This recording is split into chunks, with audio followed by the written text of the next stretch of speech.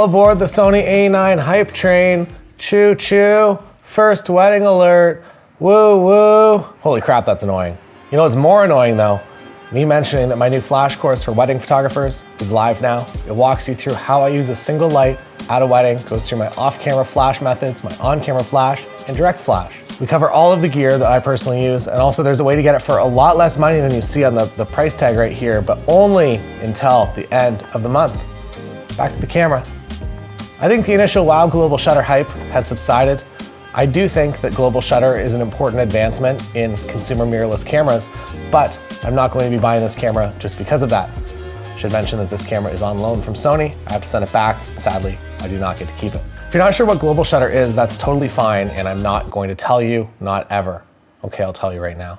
It means that the entire sensor reads out all at once. Most other digital cameras read the sensor really, really fast, but it goes line by line, which means you might get some weird banding or rolling shutter or flash issues. I would say that it's the most important for sports photography, where golf clubs, hockey sticks, and baseball bats, they all stay straight now. This camera can also do 120 frames per second in RAW photos as well. Oh, and I'm second shooting with my wife Lindsay today. Tim is also second shooting, but somehow he avoided the camera the entire time, so just know that the ghost of Tim always haunts us, just like on the bus in New York City. Some say he's still on the bus. So yes, this is a sports camera.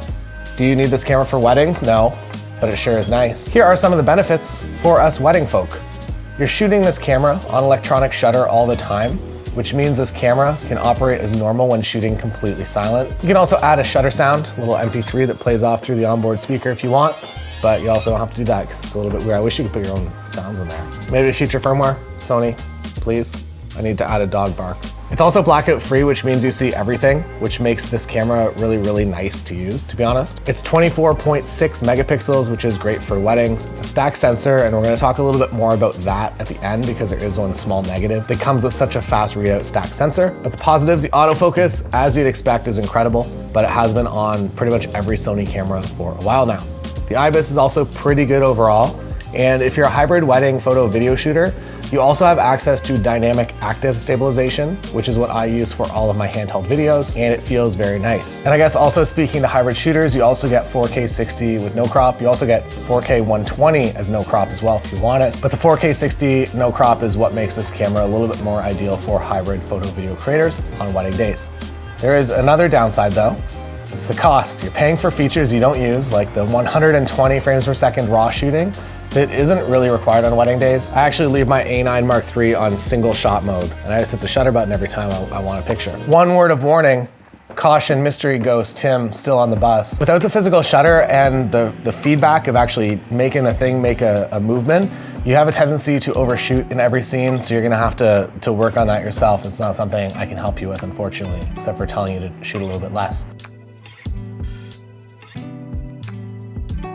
More good news, if you're an off-camera flash photographer and you want to get creative, this camera offers flash sync of all shutter speeds, so up to 1/80,000 of a second, which I don't even, what is the speed of light? So if you shoot that fast at f1.2, you'll probably still have light in the scene, but maybe not, I don't know. So you don't have to max it out and do the crazy stuff, but it's nice to just know that there's no sync speed limit at all. That if you want to go outside, you want to shoot at 1/4000th of a second, and you want to use an off-camera flash, that you're able to do that. The crazy high shutter speeds also allow you to use f1.2 lenses or 1.4 lenses in bright sun without using an ND, and you're able to shoot them wide open. The anti-flicker in here is also really great. Since it is a global shutter, you eliminate any partial banding from LEDs in wedding venues.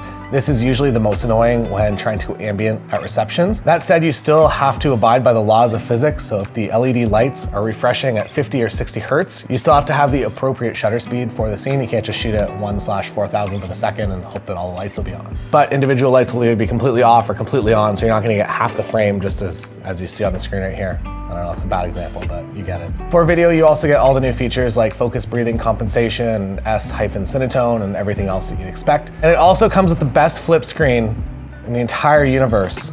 So this flip screen here, I'll come closer. So this flip screen here, you can flip it like that so it's a tilt screen. So if you're just doing wedding photography, maybe that's what you want. You want it to just be a tilt, turn it on. There's no battery in this camera. The tilt screen works like that. And then you can also use it fully articulating as well. So it is the best of all worlds when it comes to flip screens. The viewfinder is also very nice to use. I find myself weirdly using the viewfinder less and less though, and the LCD a lot more, but it is a very nice viewfinder experience. The camera also has 2 card slots. CF Express Type A, you can do in both slots if you want to, but it also accepts the less expensive SD cards. As someone that is not going to be using 120 frames per second or even 4K 120, I am very happy with the SD cards in here. And for hybrid photo video creators, the buffer also clears very fast just with regular SD cards, and you can quickly bounce between photo and video modes. This might even be Sony's fastest camera in my testing for photo video switching. The battery life overall is very good, nothing out of the ordinary there. It also comes with an optional battery grip if you want a larger form factor.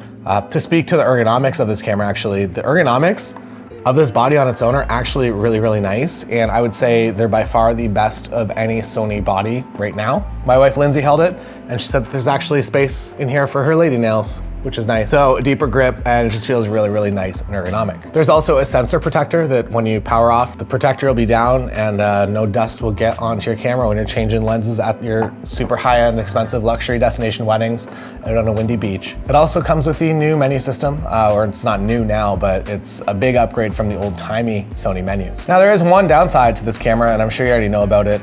It appears to be the dynamic range suffers a little bit because of the super fast stacked sensor. It's not really a big difference on wedding days, and I found it to be completely fine. If you're into landscape photography or something that requires a lot of access to all of the files' dynamic range all the time, this might not be the camera for you. But again, in my testing on this real life wedding day, I was totally happy with it. To wrap this up with some conclusions, great camera. I don't use nearly all of the high-end features, and I probably won't ever. Pleased that there is 4K 60 with no crop. Silent shooting is really, really nice. The ergonomics are some of the nicest in the industry, which is a crazy sentence to say on a Sony video. Lots of custom buttons, including the third wheel on the side here, which immediately gets set to ISO for me, and flash at any sync speed. Speaking of flash, check out my new flash course over on the member site, available at a lower rate until the end of the month if you're interested. So get in there quickly. More information about that on the video floating on the screen right now. You just click it and go find, there's a joke at the beginning. Maybe you'll like it, maybe you won't. Any questions about this camera, put them in the comments below. Happy to answer them. See you next time.